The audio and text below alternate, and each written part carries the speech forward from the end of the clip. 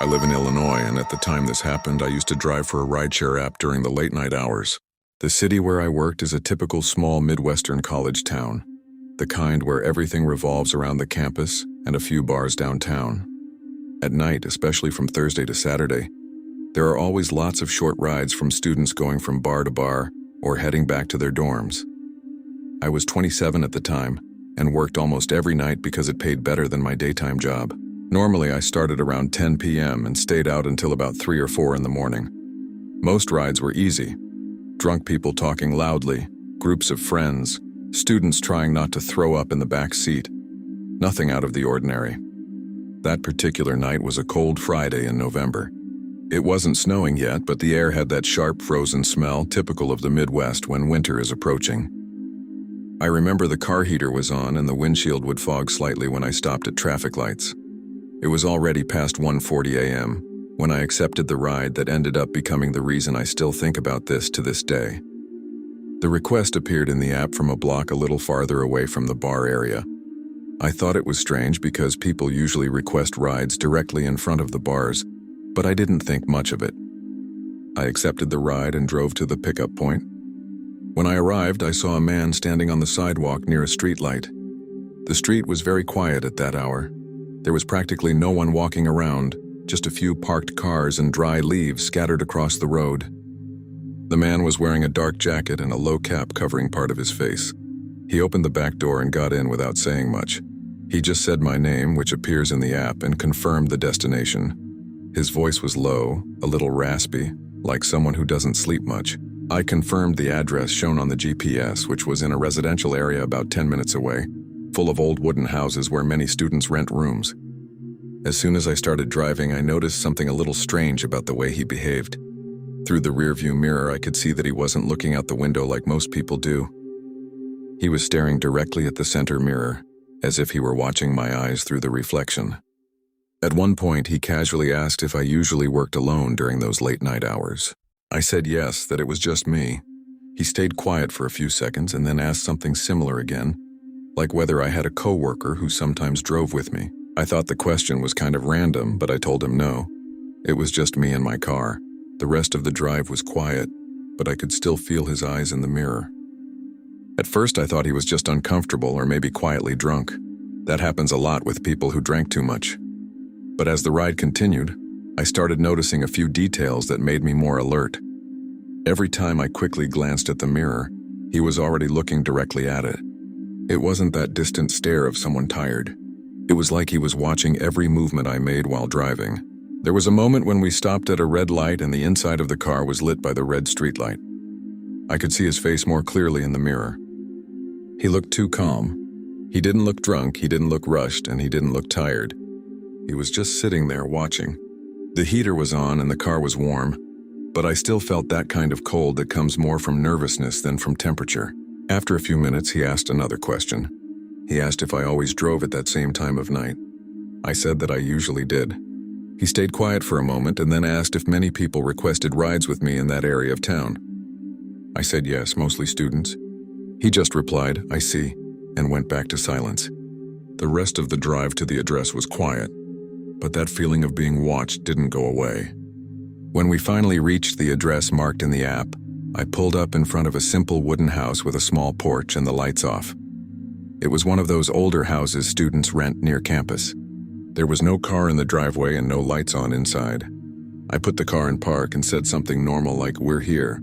Usually at that point, people are already opening the door before I even finish speaking. But he didn't move. He stayed seated exactly the same way, looking forward. The car was still running and the heater made that low, steady fan noise. I waited a few seconds thinking he was grabbing his phone or something, but nothing. So I looked in the mirror and said again that we had arrived. That's when he finally spoke.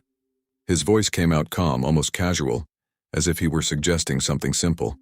He said that actually he wanted to keep driving a little longer. He said something like, "Can you just go straight and turn on the next street?"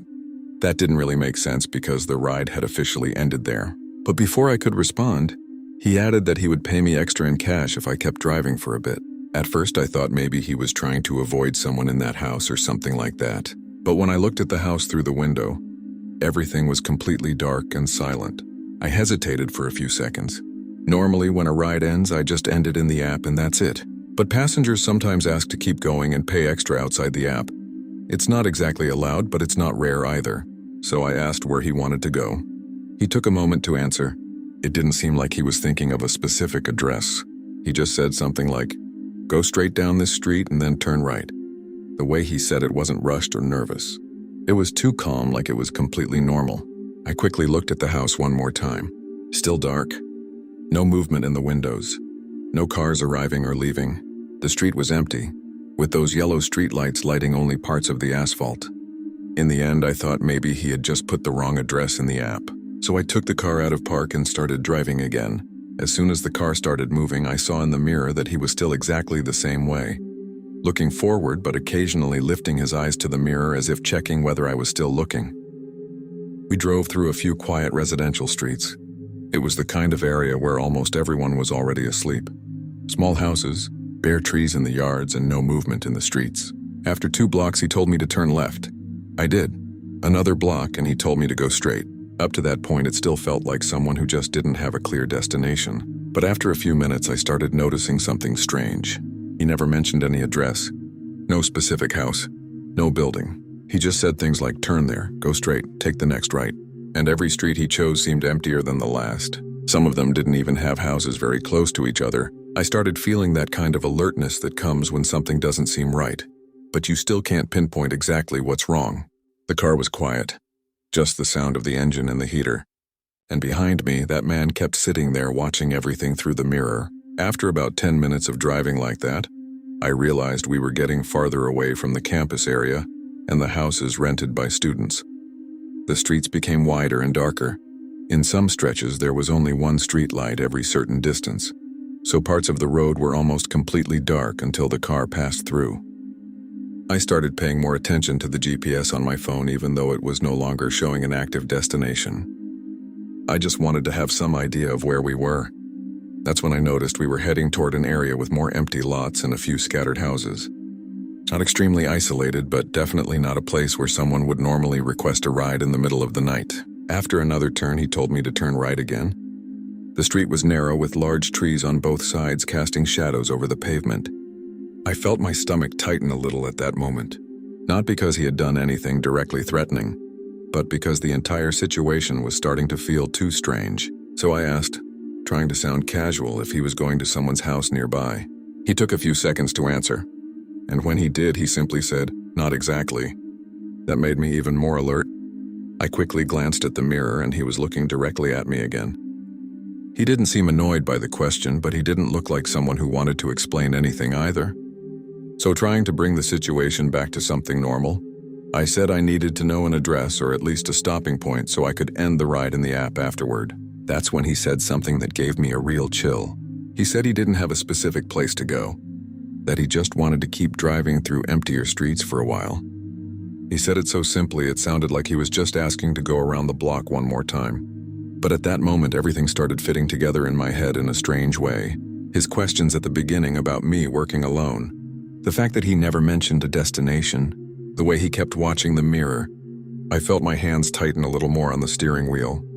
And for the first time since he got into the car, I started seriously thinking about how to get out of that situation without letting him realize I was becoming suspicious. I tried to keep my voice normal when I said I needed to return to the campus area because I still had other rides in the app.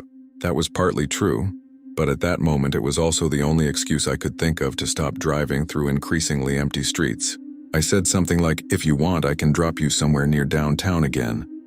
For a few seconds he didn't answer. The car was passing through a stretch with almost no lighting, just the headlights illuminating the asphalt and the bare trees along the sides of the road. Then he spoke again in that same calm tone as before, saying he didn't need to go back downtown yet, that I could just keep driving a little longer. That was the moment I knew something wasn't right. It wasn't just someone lost or drunk. It was someone who clearly had no intention of arriving anywhere. I felt that kind of tension in my body that makes you hyper-aware of everything around you. I started paying attention to the houses, the street signs, trying to understand exactly where we were in case I needed to remember later. After another turn, I saw something that gave me a small opportunity to get out of that situation without creating a confrontation. Farther ahead on the street, there was a convenience store still open, with those bright white lights lighting up the parking lot. It was one of those places where people are always coming and going, especially truck drivers and students awake late at night. I immediately said I needed to stop there for a minute to use the bathroom, because I had been driving for hours. I didn't even wait for him to fully respond. I just pulled the car into the parking lot close to the entrance. As soon as the car stopped, I turned off the engine and grabbed my phone. I was expecting some kind of reaction from him, maybe irritation or insistence on continuing the drive. But he simply stayed seated behind me for a few seconds in silence. I opened the door and stepped out quickly, my heart beating faster than I wanted to admit. When I turned to look back at the car before entering the store, I saw through the window that he was still sitting there looking forward, completely motionless. As soon as I entered the store, the first thing I did was look back through the glass door. My car was still in the parking lot with the faint interior lights on. The man was still sitting in the back seat. I stood near the door for a few seconds, pretending to look at a shelf of drinks, but in reality I was just watching the car. There were two other people inside the store besides me, the cashier behind the counter and a guy buying coffee near the machine. That already made me feel a little less exposed. I started thinking about what to do. If I simply went back to the car and kept driving, I would once again be alone with him on empty streets. But I also didn't want to create a strange situation by calling the police or something without knowing whether he had actually done anything illegal. After a few more seconds watching outside, I saw the back door of my car slowly open. The man got out. He didn't seem in a hurry. He just closed the door, briefly looked around the parking lot, and started walking in the opposite direction of the store, toward the darker side of the street. He didn't look inside the store even once. He just kept walking until he disappeared beyond the area illuminated by the streetlights. I stood there for a few more seconds trying to understand what had just happened. Part of me wanted to go outside and ask if he still needed a ride, but another part, the part that had felt that strange knot in my stomach since the beginning, told me not to do that. I waited another minute, bought a bottle of water just so it wouldn't look strange, and went back to the car. The back seat was empty and cold. I ended the ride in the app right there in the parking lot. The original destination was still showing as that dark house where he never got out. I drove back to the busier part of town and kept working for a few more hours, but that feeling never really went away. Even today, what bothers me the most is realizing that he never actually tried to go anywhere. He just wanted to keep driving through empty streets with me inside the car. And I still think about what might have happened if I hadn't stopped at that bright convenience store halfway through the ride. Story 2. I live on the coast of Florida, in a relatively small town near mangrove areas and canals. It's not a huge tourist city like Miami, but it gets a good number of visitors during the high season because of the beaches and fishing. At the time this happened, I drove for Uber almost every night because business was better after 10 p.m. Many passengers were tourists returning from restaurants or people leaving bars near the marina. I was 31 years old and had already been doing this job for almost 2 years, so I was used to practically every kind of ride. Most were normal, some strange, but nothing really concerning. That night was a Tuesday, which usually means less activity. It was hot and humid, like almost every night in Florida. I remember the car's air conditioning was running at full blast, and even so, the feeling of heat still lingered in the air whenever I stopped at traffic lights. Around 1:20 in the morning, a ride request appeared from a small hotel near the coastal road. It wasn't one of those big resorts. It was more of a simple 2-story hotel that usually hosts fishermen or travelers just passing through. I accepted the ride because I was relatively close and there wasn't much activity at that hour. When I arrived at the hotel, the parking lot was practically empty.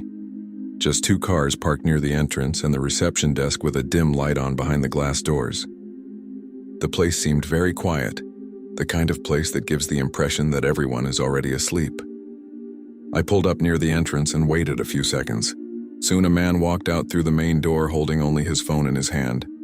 He didn't have a suitcase or backpack, just a dark shirt and jeans. He opened the back door of the car and got in without much conversation, just confirmed my name and said, "Good evening." His voice was calm, almost monotone. I confirmed the destination shown in the app and started driving.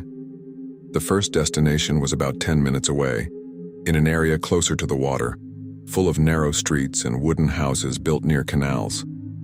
At first it seemed like a completely normal ride. The car was quiet, just the steady sound of the air conditioner and the distant sound of insects when we stopped at intersections. But after a few minutes of driving, I heard the sound of the app notifying a change in the destination. I glanced quickly at the GPS and saw that the address had been changed to another street, even farther from the main part of town. At first, I thought he had simply typed the wrong address. That happens a lot, especially with tourists who don't know the city very well. I kept driving without saying anything, just following the new destination that appeared on the GPS. A few minutes later, the app made the same notification sound again. I glanced quickly at the screen and saw that the destination had changed once more. This time it was a different street, even closer to the mangrove area. I know that part of town because I've done a few rides there, but it's not a very busy place during the early morning hours. A lot of fishing houses, some small piers, and several areas where there is practically no public lighting. I looked quickly in the rearview mirror to see if he would explain the change, but he was sitting calmly in the back seat looking at his phone. He didn't seem nervous or rushed, just focused on the screen. I kept driving. After another 2 or 3 minutes, the app notified yet another destination change. That was when I started to find it strange. 3 changes in such a short trip isn't common. I decided to ask casually if he was having trouble finding the correct address. I tried to say it in a light way, like it was something normal. He took a few seconds to answer, still looking at his phone. When he finally spoke, his response was short and a bit vague. He simply said that he was waiting for someone to arrive. He said it calmly, as if that were a sufficient explanation. I thought maybe he was waiting for a friend or someone who was driving toward that area. Even so, I found it strange that he kept changing the destination while the ride was already in progress. While I was thinking about it, the GPS recalculated the route again because of the latest change. Now we were heading toward a very narrow road that ran parallel to a mangrove canal. That part of town has a lot of low vegetation, dark water, and a few small wooden bridges connecting one section to another. At night it becomes even quieter because almost no cars pass through there. The only lighting came from my car's headlights and a few streetlights spaced far apart along the road.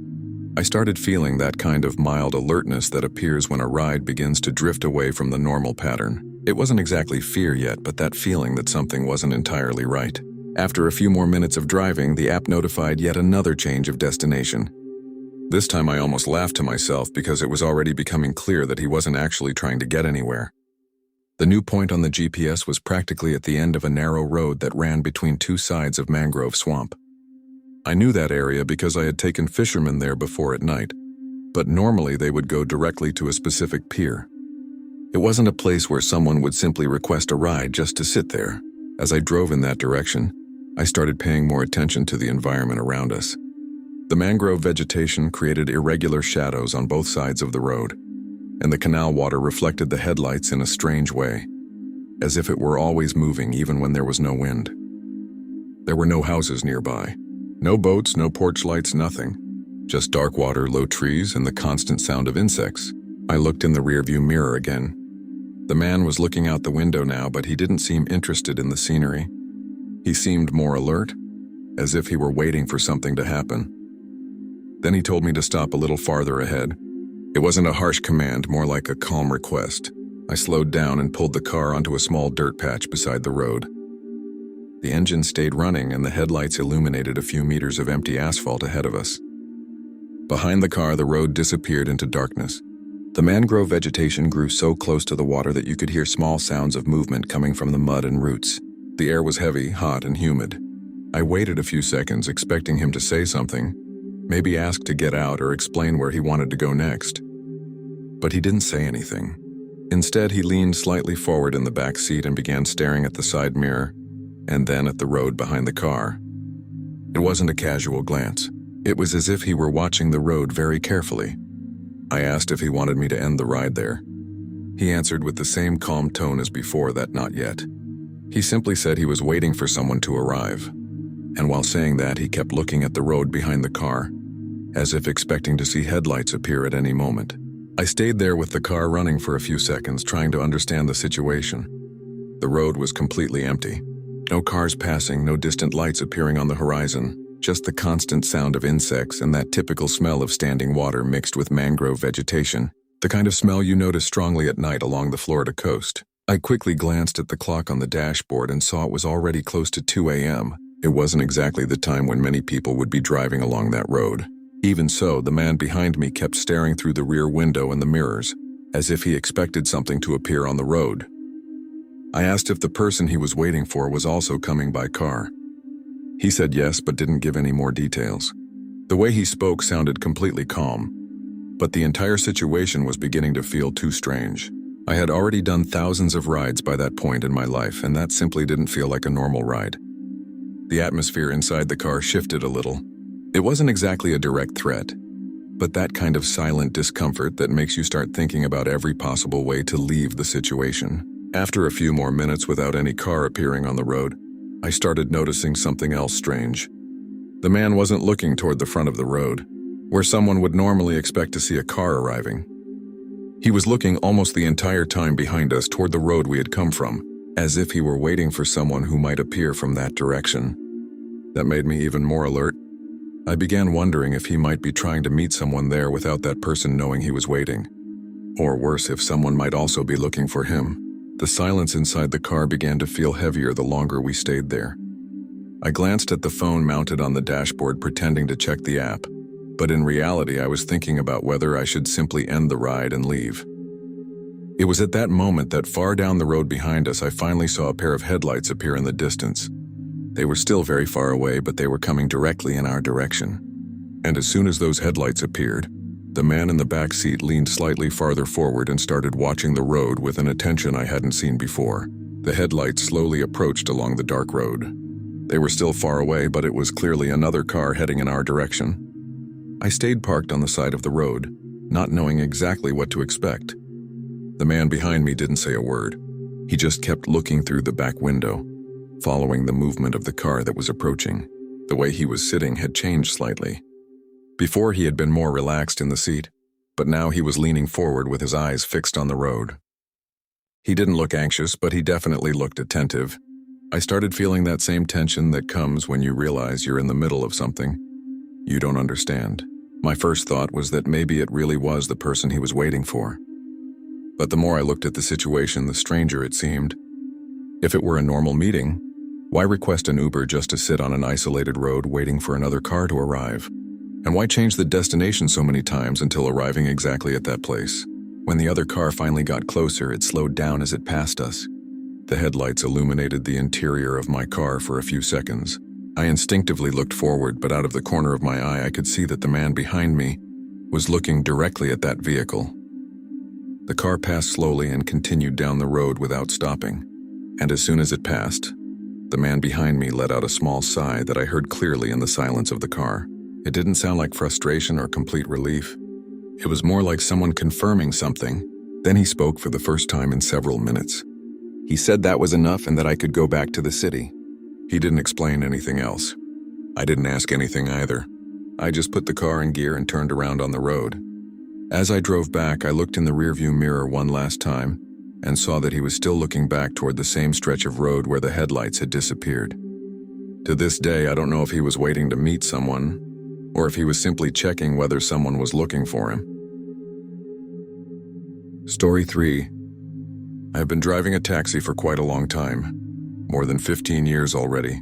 I live in a medium-sized city in the interior of Canada, one of those places that doesn't appear much in the news but has a small downtown full of bars, restaurants, and a few busy streets on weekends.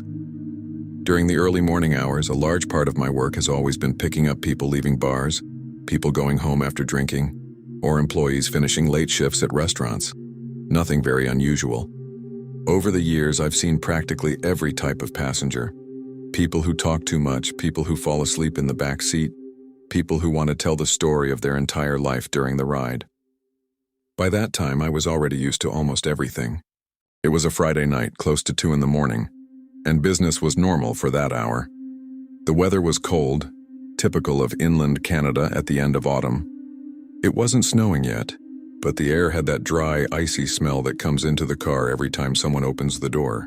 I was parked at a taxi stand near 2 very busy bars when I saw a man approaching the curb where I was parked.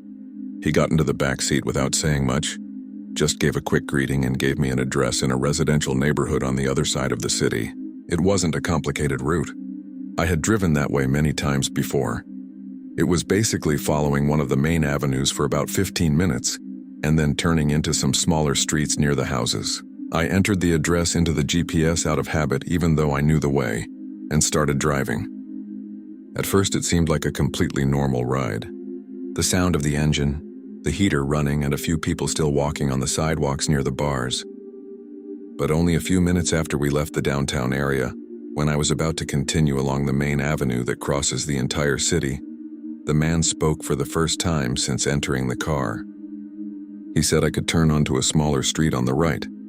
I found it a little strange because that street wasn't part of the fastest route, but I thought maybe he knew a shortcut that the GPS wasn't suggesting. That happens sometimes with longtime residents of the city, so I turned onto the street he indicated. After turning onto that first smaller street, I thought maybe he was trying to cut through a residential neighborhood to avoid some traffic lights on the main avenue. That's not very uncommon. Some passengers do that when they know the city well. The street was narrower, with older houses on both sides and streetlights spaced far apart. The lighting was much dimmer than on the main avenue we had just left.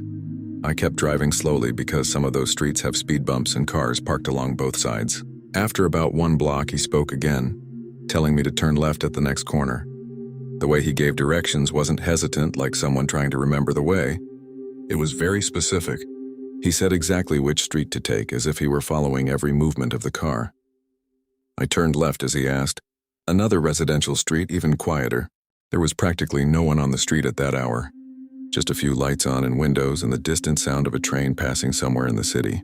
I began to notice that we were moving completely away from the main avenues, going deeper and deeper into secondary streets. After a few more turns like that, I started to find it strange enough to ask if he wanted to avoid traffic on the avenue for some reason. I said it casually as if I were just confirming the route. He answered quickly that those streets were better shortcuts. He said it in a very calm way, almost automatic. I glanced quickly at the GPS mounted on the dashboard. It was still suggesting that we return to the main avenue farther ahead. The route the passenger was directing me through was longer and full of turns. Even so, I kept driving. Taxi drivers get used to trusting the passenger when they say they know the way. But something began to bother me after a few minutes. All the streets he was telling me to take were much darker and almost always completely empty. None of them led back toward any well-lit avenue in the city. It was as if he were deliberately choosing routes that avoided any busy street. After 2 or 3 more turns following exactly what he said, I realized we were already far away from the main avenues. I've known that city for a long time, so I have a good sense of where I am even without looking at the GPS. The route he was suggesting took us through older neighborhoods with narrow streets and little lighting. Some houses had their porch lights on, but many were completely dark, like when most people are already asleep. The car made that constant low sound of the engine and heater as we slowly moved through the streets. At one point, I could see the main avenue a few blocks away, brightly lit with traffic lights working and a few cars passing by. It was clearly the simplest way to continue the trip, so I decided to go straight in that direction instead of turning into another small side street, like he had suggested seconds earlier. As soon as he realized I hadn't turned where he indicated, the atmosphere inside the car changed immediately. Until that moment, he had been speaking calmly, almost casually. But when he saw that I was continuing along the lit avenue, he leaned forward slightly in the back seat and spoke in a much firmer tone. He said that I had to turn onto the next street immediately. It was no longer a suggestion. It was almost a demand. I glanced quickly in the rearview mirror and saw that he was staring straight ahead at the road, but he seemed irritated. I replied that the avenue would be faster, and that we would reach the address in just a few minutes if we stayed on it. That was when he became visibly more tense. His voice became harder when he repeated that I needed to turn onto the next side street. He said it as if it were really important to avoid that avenue. That gave me a very bad feeling. After so many years driving a taxi, you learn to notice when a passenger is simply being demanding, and when there might be another reason for them wanting to avoid certain streets. I kept driving along the avenue for a few more seconds, trying to keep everything normal. The avenue was brightly lit, with tall streetlights spreading white light across the entire road. Even though it was early morning, a few cars still passed from time to time. That always made me feel more comfortable than driving through completely empty streets. In the mirror, I could see that the passenger was clearly uncomfortable now. He was no longer relaxed in the seat. He was leaning forward, looking out the window and then to the sides as if checking every intersection we passed. Then he spoke again, this time with more urgency. He said I needed to turn onto the next street to the right immediately. He didn't explain why. He just repeated that it was important. I replied that the avenue led practically to the same place and that it would even be faster. When I said that, he stayed silent for a few seconds. The kind of silence you notice isn't comfortable. I looked in the rearview mirror again and saw that he was looking out the window toward the other side of the avenue, as if searching for something. That was when I began noticing something else. Every time we passed an intersection or a section where you could see more of the avenue, he would slightly turn his head to look back. It wasn't a quick glance like someone looking at the scenery. It was a careful look, almost as if he were checking whether a specific car was nearby. I started feeling that internal alert that appears when something doesn't make sense. The city at that hour was relatively calm, but there was still enough movement that no one stood out. Even so, he seemed genuinely worried about staying on that avenue. A few seconds later, he spoke again, this time with a lower tone but much more tension. He said I needed to turn onto the next side street because we couldn't continue on that avenue. That choice of words caught my attention immediately. He didn't say he didn't want to continue there. He said we couldn't continue there. I spent a few seconds thinking about whether I should simply ignore it and continue along the avenue until the destination. But after so many years driving a taxi, you learn that sometimes it's better not to turn a strange situation into a confrontation inside the car. So when the next side street appeared, I slowed down and turned right. The street became darker immediately. The lighting from the avenue stayed behind, and now there were only a few scattered streetlights along the sidewalk. It was an older residential area, with small houses and large trees that blocked part of the light. As soon as I turned, I noticed something curious in the rearview mirror. The passenger's posture changed almost instantly. He relaxed slightly in the seat and stopped looking back in the same nervous way he had been doing on the avenue. That caught my attention. It was as if the only thing that really mattered to him was getting off that main avenue as quickly as possible. I kept driving slowly down the street. Following the next directions he began giving again, always pointing towards small secondary streets. Even so, that strange feeling didn't disappear. I kept paying attention to the rearview mirror and the side mirrors more than usual. After a few blocks, when we passed another street that led back toward the main avenue, I saw something in the side mirror that made several things fall into place in my mind at the same time. A dark car was parked on the shoulder of the avenue, a few blocks behind where we had turned. It didn't look broken down or abandoned. It was simply parked there, with its headlights off. Maybe that had nothing to do with the situation. But when I looked in the rearview mirror, I saw that the passenger was also looking in exactly the same direction, through the rear window. He watched that area for a few seconds as we moved farther and farther away from the avenue. He didn't say anything.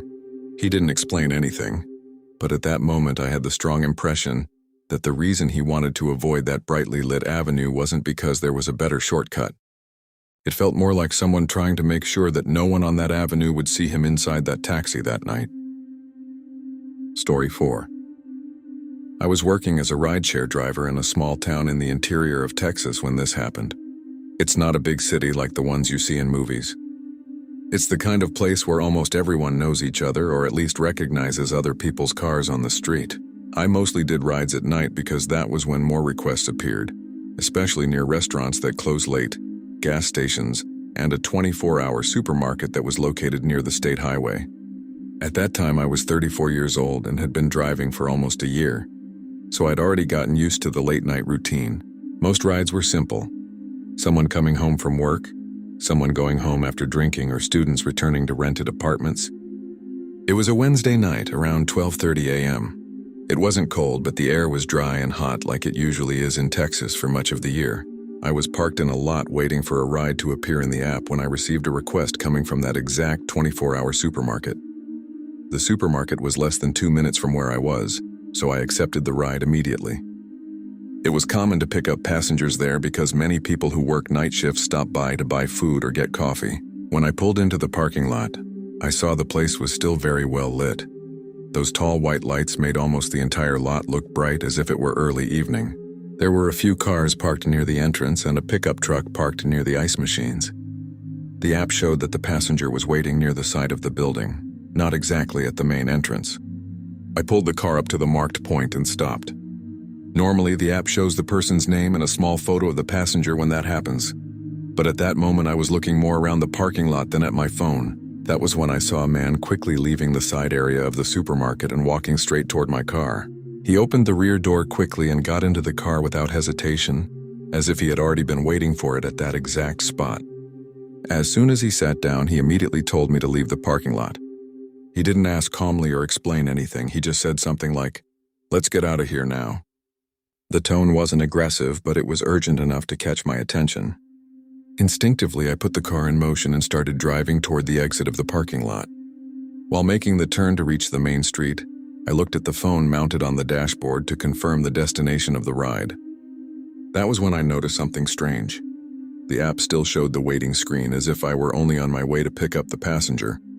There was no active ride, no route drawn on the map, no destination address, nothing. I thought maybe the app had frozen, which sometimes happens when the internet fails. So I looked again at the screen to see the name of the passenger who had requested the ride, but there was no name there either. I continued driving for a few seconds, trying to understand whether the app had simply made some kind of error. Behind me, the man was sitting quietly in the back seat, looking forward. I asked what his destination was, expecting him to say an address so I could manually enter it into the GPS. He took a while to respond. He didn't seem to be in any hurry to get anywhere now that we were far from the supermarket parking lot. After a few seconds of silence, he answered that I could just keep driving along the road for now. That didn't make much sense. Normally, people get into the car already saying where they want to go. So I looked at the app again and said the ride wasn't appearing there. I asked if he had really been the one who requested the car through the app. That was when he said something that immediately made me feel a discomfort I hadn't been expecting that night. He said he hadn't called any car. He said he just needed a car passing by at that moment. When he said that, I thought I had misunderstood. Rideshare drivers depend completely on the system working properly. So the first thing I thought was that maybe something had gone wrong with his phone or with mine. I asked again, trying to keep the conversation normal. Who had requested the ride then? Maybe a friend of his or someone inside the supermarket. He answered in a way that was far too calm for a strange situation like that. He simply said he saw my car entering the parking lot and decided to get in, as if that were the most natural thing in the world. At that moment, I quickly looked in the rearview mirror to observe his face more carefully. He didn't look drunk. He didn't look nervous. He didn't look like someone joking or trying to cause trouble. He was simply sitting there, looking out the side window while the streetlights passed by the car. I kept driving for a few seconds, trying to organize everything in my head. Without an active ride in the app, technically that person was just in my car with no trip recorded. The road leaving the supermarket led to a small avenue that crossed much of the town. At that time of night, traffic was much lighter, but there were still a few cars passing occasionally. Streetlights illuminated the road every few meters, and some stores still had their signs lit. I thought about simply pulling the car over and asking him to get out, but at the same time I wanted to understand what was going on. So I asked where exactly he wanted to go. He took a few seconds to respond again, staring ahead as if thinking about something. Then he said I could just keep driving for now. That began to make me more alert. People who get into a car without knowing where they're going are usually drunk or confused, but he didn't seem like either of those. His tone of voice remained steady, almost too calm. And while I was thinking about that, I noticed something else strange. Every once in a while, he leaned slightly forward to look through the rear window, as if he were watching the road behind the car. I kept driving along the avenue, but at that point I was paying much closer attention to everything inside the car. The sound of the engine seemed louder than before, maybe because the silence between the two of us had become heavy. I looked again at the phone on the dashboard to make sure there really was no ride registered. The screen still showed the empty map with no active route. That meant that technically no one had requested that trip. I asked again if someone had called the car for him, maybe a supermarket employee or a friend inside the store. He said no. He simply said he saw my car entering the parking lot and decided to get in. The way he said it sounded very simple, but that wasn't something that happens to rideshare drivers. Normally, people know exactly which car they're waiting for because the app shows the license plate, model, and driver's name. I began to feel a light tension in my chest, that feeling that the situation didn't make much sense. And while I was thinking about that, I noticed again in the rearview mirror that he was looking back the same way as before. A few seconds later, he leaned slightly farther forward in the back seat, and looked directly through the rear window. I didn't turn my head, but through the mirror I could tell he was focused on something behind us. Instinctively, I also looked in the rearview mirror toward the road. There was a car coming a few meters behind us, nothing unusual. A dark sedan with its headlights on like any other car on the road. Even so, the man continued watching that car for several seconds, far longer than simple curiosity. Then he sat back normally in the seat and looked forward again. I asked if everything was okay, trying to sound casual. He said yes, but the answer came too quickly, as if he wanted to end the conversation there. The car behind us continued along the same avenue, keeping roughly the same distance. That was when I started realizing that maybe the reason he had gotten into my car had nothing to do with me or with a rideshare trip. Maybe he was simply trying to leave that parking lot as quickly as possible. After a few minutes driving along the avenue, I began noticing that he kept looking back from time to time. It wasn't an exaggerated movement, but it happened frequently enough to be noticeable. He would tilt his head slightly, look through the rear window for a few seconds, and then go back to looking out the side window. I tried to act as if I hadn't noticed, but I began paying closer attention to the traffic behind us. The dark sedan I had seen earlier was still on the same avenue, a few cars behind now, but still traveling in the same direction. That could have been completely coincidental. That was one of the few main avenues in the town, so it was normal for several cars to follow the same route for a few minutes. Even so, the way the man in the back seat kept checking the road behind us made the situation feel increasingly strange. The interior of the car was illuminated only by the dashboard and the streetlights passing through the windows. Every time one of those lights passed through the car, I could see the reflection of his eyes in the rearview mirror. After another block, he spoke again. He said it would be better to turn onto a smaller street that would appear just ahead. The street he indicated was residential, much darker than the avenue. I asked if he lived around there. He answered not exactly, but that he just needed to get off the avenue for a while. That answer made it even clearer that he was trying to avoid something or someone. Even so, I turned onto the street as he asked. As soon as we left the lit avenue and entered that quieter street, he leaned forward again to look through the rear window. I did the same through the rearview mirror. The dark sedan continued straight along the avenue and did not turn onto the street where we were. The man behind me watched for a few seconds until the car completely disappeared from our view. Only then did he relax a little in the seat. He didn't say anything for a moment. Then he spoke in a much calmer tone, saying that everything was fine now and that I could drop him off at the next corner. I slowed down when the next corner appeared. It was a simple intersection between two residential streets, with no traffic lights, no illuminated signs, just a weak streetlight on the corner of the sidewalk. Most of the houses on that street were completely dark, as if everyone had been asleep for hours. I pulled the car over near the curb and left the engine running. For a few seconds, neither of us said anything. I was still trying to understand exactly what had happened since the moment he got into the car in the supermarket parking lot. Then I said that the ride wasn't registered in the app, and asked if he wanted to pay for the trip in some way. He answered that I didn't need to worry about that. He said I had already helped enough. That made me even more confused. I turned my body slightly to look back more clearly. It was the first time I could see his face more clearly under the weak streetlight. He seemed completely calm now, very different from when he had been constantly watching the road behind the car. He opened the door slowly and got out of the car without rushing. Before closing the door, he quickly looked to both sides of the street, as if checking whether anyone was nearby. Then he simply closed the door and started walking along the sidewalk toward a darker stretch of the street, where the trees blocked part of the streetlight. I stayed there for a few seconds, watching in the mirror as he walked away. In less than half a minute, he had completely disappeared into the darkness of the street. I stayed there with the car stopped, trying to decide whether that had just been a strange situation or if I had just helped someone escape from something. I looked at my phone once more. The app still didn't show any ride started at that location that night. To this day, I still think about the sentence he said when he got into the car. He didn't call the app. He just needed a car passing by at that moment. Story 5. I have been working as a taxi driver in a large city in Scotland for quite some time now. It's not exactly a small town where everyone knows each other, but it's also not the size of London. It's the kind of place where you drive for a few weeks and start recognizing certain streets, bars, and even some regular passengers. I usually work more during the early morning hours because there is always activity near pubs, nightclubs, and hotels. On the night this happened, it was raining steadily. That typical Scottish drizzle that doesn't fall heavily but seems like it never stops. The asphalt was wet and reflected the lights from street lamps and traffic signals across the entire road. It was around 2 in the morning and I was driving near an area with several bars and restaurants. Many people were still leaving the pubs at that hour, some waiting for taxis on the corners. The interior of the car was warm because of the heater, and the windshield wipers made that repetitive back and forth sound as I drove. I was hoping to pick up one more ride before starting to think about ending my shift.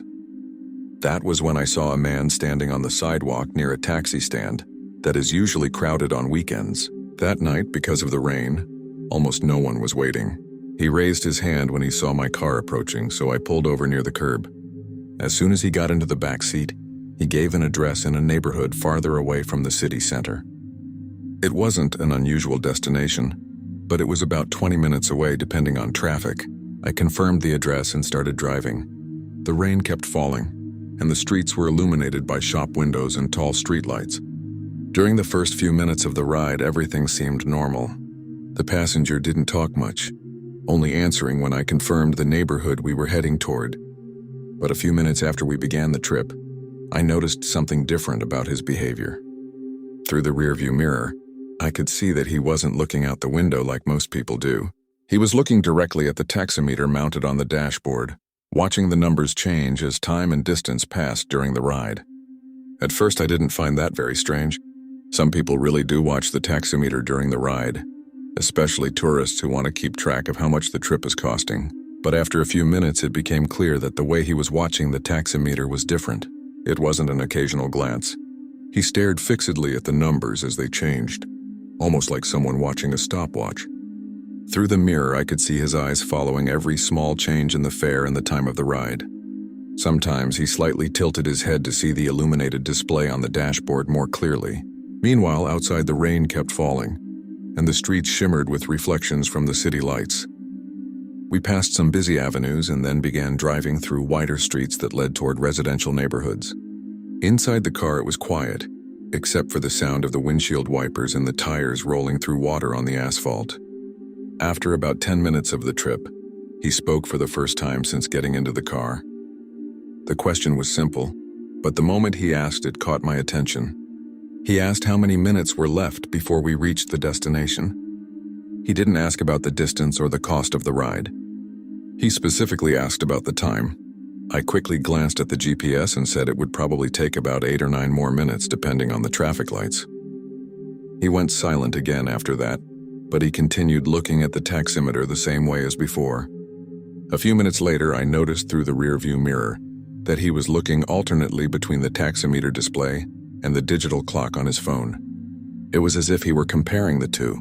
That made me a little curious, but taxi drivers end up seeing strange behavior all the time, so I kept driving normally, passing through more illuminated avenues while the rain continued falling steadily on the windshield. After a few more minutes of driving, the activity in the city began to decrease. That part of the route led to neighborhoods farther from the center, where there were fewer bars and fewer people walking around at that hour. The shops were all closed and many houses had only a faint light on in a window. The rain still fell steadily, and water streamed along the side windows of the car, distorting the streetlights. I continued observing the passenger from time to time in the rearview mirror, more out of curiosity than concern at that point. He was still focused on the taximeter. He didn't look out the window, didn't use his phone to send messages, didn't do anything except watch the display on the dashboard. At one moment, he even leaned slightly forward in the back seat, bringing his face closer to the green glow of the taximeter, as if he wanted to see the changing numbers more clearly. It was around that point in the ride that he asked another question. This time he asked again how many minutes remained before we arrived. I checked the GPS and said probably about 5 minutes, maybe a little less if we caught the next traffic lights green. He stayed silent for a few seconds after that. Then I noticed something curious. He looked first at the taximeter, then at the clock on his phone, and then back at the taximeter again. It was almost as if he were calculating something in his head. That began to make me pay a little more attention to the situation. It didn't seem like someone merely worried about the cost of the ride. It seemed like someone trying to track the exact amount of time passing since he entered the car. I kept driving, passing through more wet streets illuminated by streetlights while the rain tapped rhythmically against the windshield. As we got closer to the indicated neighborhood, the streets began to grow narrower and less busy. That part of the city had fewer businesses and more older residential buildings, with narrow sidewalks and tall trees along the sides of the street. The lighting was also different. Instead of bright avenues with many streetlights, there were only a few spaced-out lamps that left entire sections of the street partially dark. The rain kept falling, and the reflection of the lights on the wet asphalt made the street look even emptier than it actually was. I was watching the GPS on the dashboard and knew we were only a few blocks away from the address he had mentioned when he got into the car. That was when I heard him shifting slightly in the back seat. Through the rearview mirror, I saw that he had leaned forward again, looking closely at the taximeter. Then he asked once more how much time remained before we arrived. The question came almost at the exact moment the taximeter displayed another change in the fare. I replied that probably 2 or 3 minutes remained at most. He didn't respond this time. He simply looked again at the illuminated display on the dashboard. A few seconds later, the GPS indicated we were arriving at the destination street. It was a narrower street and much less illuminated than the previous ones.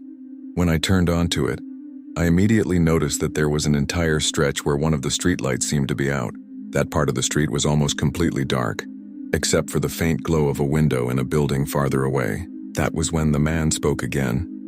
But this time the instruction was different from his earlier questions. He asked me to stop the car before the next corner.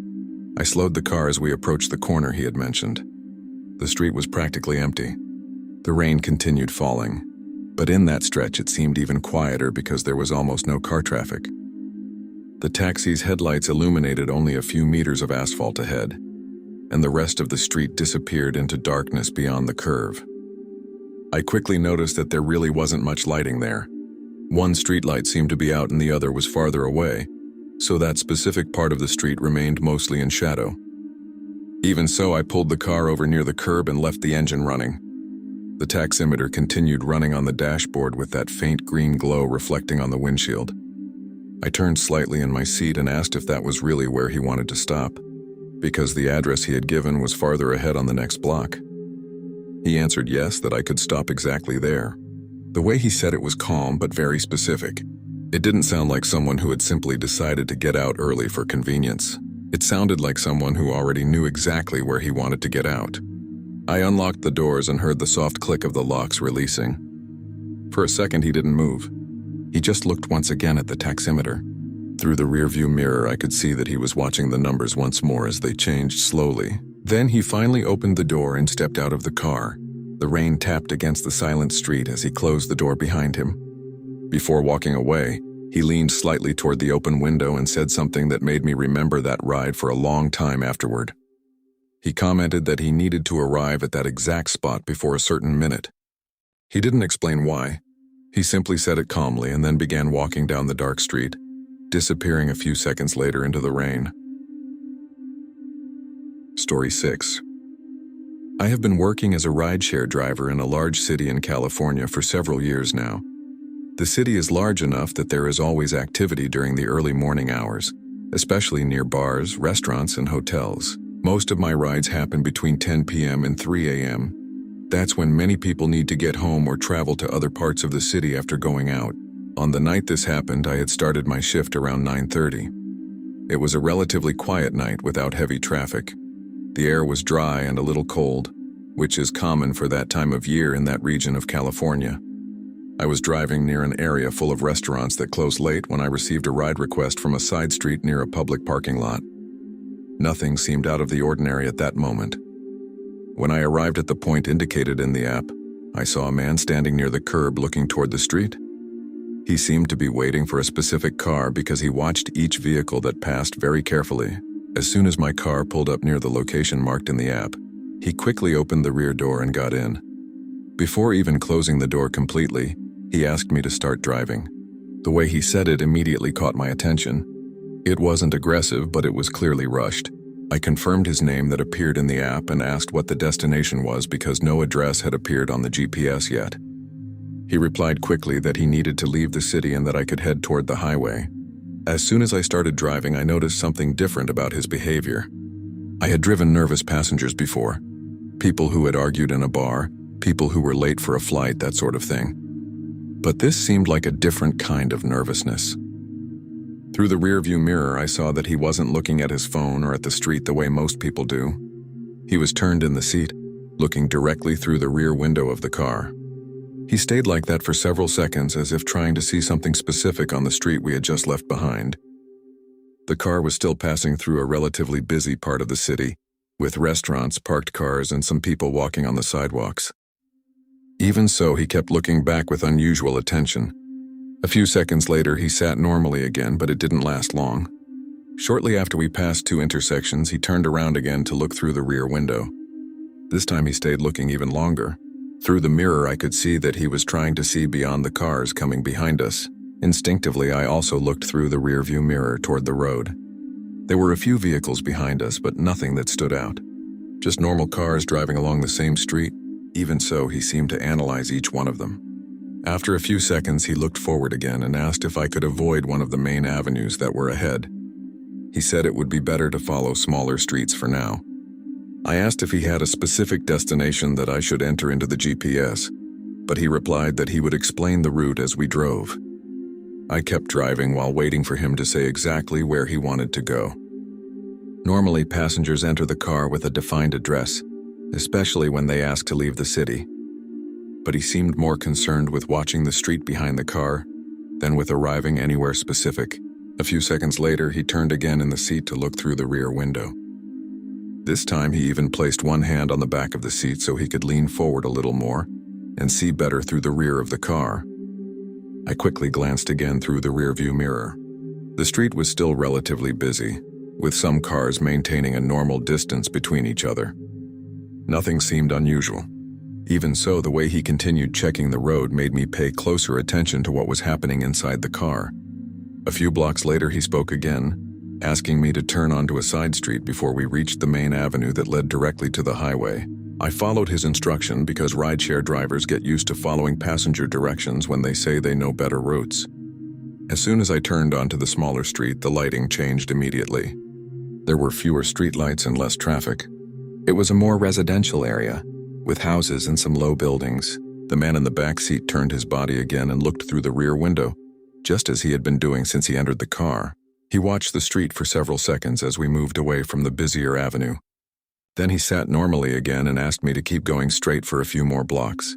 We continued along that residential street for a few minutes. The traffic there was much lighter than on the avenues we had left behind. There were some cars parked along the curb and only a few lights on in the houses. Through the rearview mirror, I saw again that he was looking behind us. The frequency with which he did that began to attract even more of my attention. It didn't seem like simple curiosity or distraction. It was more like someone who needed to repeatedly check whether something was still there. I also began paying closer attention to the road behind us. A white car turned onto the same street a few seconds after we did, but it kept a normal distance. Nothing that suggested pursuit or anything like that. Even so, the man continued watching carefully through the rear window during almost that entire stretch of the street. After a few more blocks, he asked me to turn right before reaching another larger avenue. The instruction came quickly, almost as if he already knew exactly where he wanted to avoid passing. I turned as he asked. That new street was even quieter, with less lighting and almost no cars passing at that hour. The city was still awake in some central areas, but there it seemed much quieter. As soon as I made the turn, he turned again to look through the rear window. I already expected him to do that at that point. He watched for several seconds, analyzing each car that appeared in the distance behind us. Then he sat normally again and took a deep breath like someone trying to calm down. We continued along that street for a few more minutes. I kept a steady speed while he seemed to follow every movement of the traffic behind us. Through the mirror, I could see that he was quieter now, but he still turned his head from time to time to look through the rear window. At one point, we passed an intersection where it was possible to clearly see a larger avenue ahead, well lit, and with more car traffic. I was used to taking that avenue when someone wanted to leave the city toward the highway. But before we even got close to it, he spoke again. He asked me to avoid that avenue as well. He told me to turn onto another side street that would appear before the intersection. His tone wasn't aggressive, but there was clear urgency in the way he spoke. I turned onto the street he indicated. As soon as we left the illuminated area of the avenue, He turned again in the seat to look through the rear window. I looked as well through the rearview mirror. The white car that had appeared a few blocks earlier was now farther away and continued straight along the avenue, not onto the street we had entered. Even so, the man continued watching for a few seconds, as if checking whether that car would appear behind us again. When he realized it wouldn't, he sat normally again in the seat. He stayed quiet for a few moments, breathing in a more controlled way, but at each new intersection he quickly glanced behind us again. After a few more minutes of driving like that, we reached an area where the street connected again with a wider avenue. Even during the early morning hours, that avenue still had considerable traffic, because it connected the city center with one of the main exits toward the highway. I slowed down and stopped at a red traffic light before entering the avenue. The red lights reflected on the asphalt and on the cars stopped around us. Some vehicles were in front of us, and others passed through the intersection in the opposite direction. While I waited for the light to change, I noticed through the rearview mirror that the man had turned again to look through the rear window. This time he seemed even more attentive. He watched the cars behind us for several seconds, as if trying to identify a specific vehicle. Suddenly he told me to stop the car right there. The way he said it was quick and direct. I was still waiting for the light to change when I heard that. I asked if he was sure because we were still in the middle of the intersection, surrounded by other cars. He replied that he needed to get out immediately. Before the signal even turned green, he was already opening the rear door of the car. As soon as the door opened, he stepped out quickly and started walking between the cars stopped at the traffic light. Some drivers looked confused as he moved between the vehicles. Within a few seconds, he was already on the other side of the avenue, disappearing among the cars that were continuing to move through the intersection. I stayed there for a few seconds inside the car, waiting for the light to change, trying to understand what had just happened. When I finally continued along the avenue, I looked in the rearview mirror one more time. There was no sign of him among the cars or on the sidewalks. It seemed like he had simply disappeared into the middle of the city traffic. Thank you very much for your company until the end. Your support is what gives life to this channel. If these stories have caught you, don't forget to leave your like and comment on your opinion. And if you are not yet part of our community, sign up now to receive the next real horror stories.